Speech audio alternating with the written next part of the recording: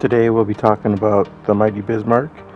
It is most famously known for the battle between the Bismarck and the Hood. Obviously, it sunk the Hood within 10 minutes of the battle happening. The Bismarck was the first of two Bismarck-class battleships built for Nazi Germany. It was named after Chancellor Otto von Bismarck. The ship was laid down in Hamburg on July 1st, 1936, and launched February 14th, 1939. The work was completed in August 1940 when she was commissioned into the German fleet.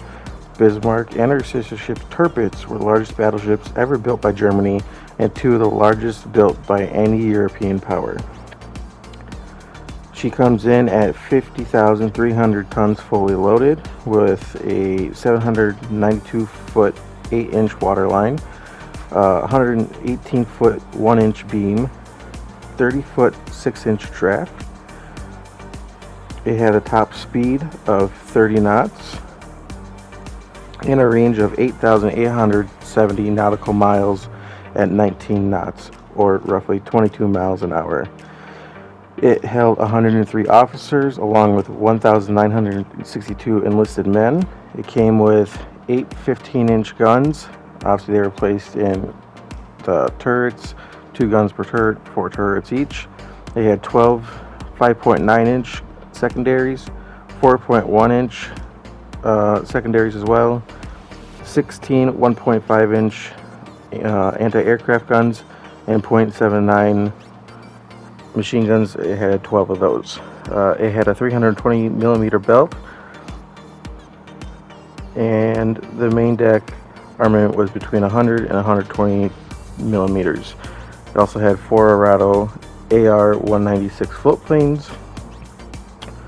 So again, the mighty Bismarck, famously known for sinking the Hood, it tried sneaking through to get out to the Atlantic to destroy shipping, and the British realized this and they decided to pursue it.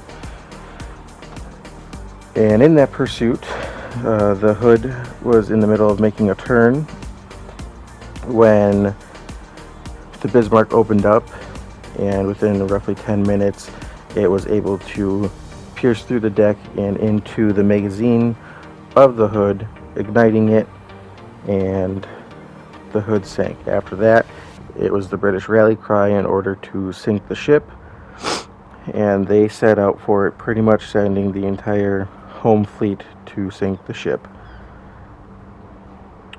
On May the 21st, the 3 ships, the Bismarck, Prince Eugen, and 3 escorting destroyers, left Bergen.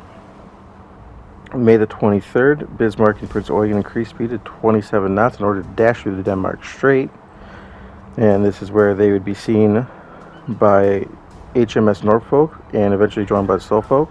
On May the 26th, the Bismarck was spotted by an aircraft and an attack was launched. Even though the Bismarck was brand new, it had too sophisticated of equipment to track the slow-flying swordfish of the British, and they were able to successfully hit a torpedo on the ship, crippling its steering gear, and another one hit and it started leaking oil, so the Bismarck knew it had to go into port. On May the 27th, King George V and the Rodney took an hour-long attack, incapacitating the Bismarck, and an hour and a half later it sank after being hit 3 times from torpedoes from the Dorsetshire. Now, this is extremely controversial because the British say they sunk it and the Germans say they scuttled it, and that's up to be debated for years and years and years to come. What you believe, what happened is what happened, because we don't have the physical proof, even though Robert Ballard in 1989 discovered the wreck in 15,000 feet of water, and he went and investigated what could have happened, and going off of that, it was believed that it was scuttled because the ship's armor did its job, but it's also buried in mud, so you're constantly, it's just a guessing game. So now that we have some history on the ship and some background on the ship, we are going to dive into the statistics on my Bismarck build on World of Warships. So as you can see right here, my main battery can reach out to 19.9 kilometers, 26-second reload. My secondaries can reach up to 10.3 kilometers at a 2.7 second reload. So now I will get into my captain's builds and where they line up with that. Okay, so as you can see, I'm running a Franz von Hipper build. He's got a basic trait that allows the secondaries to reach out farther.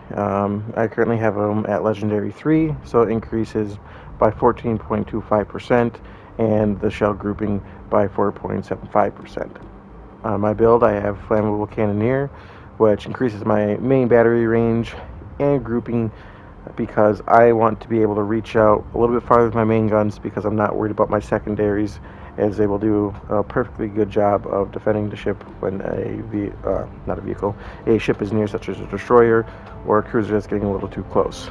So again, I want to be able to hit targets at a farther away range accurately. So then next I have gyrating drill bits. It increases the traverse speed and the AP damage. Usually when I run my Bismarck, I run AP builds just because you get more out of your ship, in my opinion. I have no research to back this up. It's just fitting to my play style, but it does slow my ship down, which doesn't really bother me too much at all. I also have marksmanship, which decreases my dispersion of my main battery, but it adds a little bit longer of a rudder shift. Again, not that big of a deal. I try to avoid close quarter combat with Bismarck, considering it's got such a long range on its secondaries. Next, you'll see I have Reaching Out XXL. Again, that's to increase my main battery range, because I want to be able to safely hit targets accurately at a distance. I know a lot of people decide to go with a secondary build on my Bismarck, which I kind of have, but I also want it to be a proper battleship and reach out without that horrible German dispersion that's in the game. And then I have Will to rebuild, so as long as I'm close to an ally ship, it'll start regaining my health if I'm at a very low number. So for my inspirations, I have Andrew Cunningham, which again helps the battleship groupings. It increases it by 4.75%, and then I use a Scharnhorst commander that was part of the Azure Lane, I believe, in World of Warships Legends, and it also decreases the dispersion of the main batteries. So now I'll go into a video of why I have it set up the way I do. So now, as you can see here, I was at a 10.6 kilometer range. I fire my shots. My grouping is fairly well for a German battleship. I made 7 out of my 8 hits, which is pretty good for a German battleship at that rate. Here we are at 11 kilometers away. Fire my shots. Very good grouping, and you can see my secondaries are already going off. Now, I didn't have a lot of good hits, but I was still able to get on target. So here you're seeing my secondaries go off again. They have a nice wide range, and there's plenty. As you see, I'm running the booster for the secondaries, and it just eats them alive.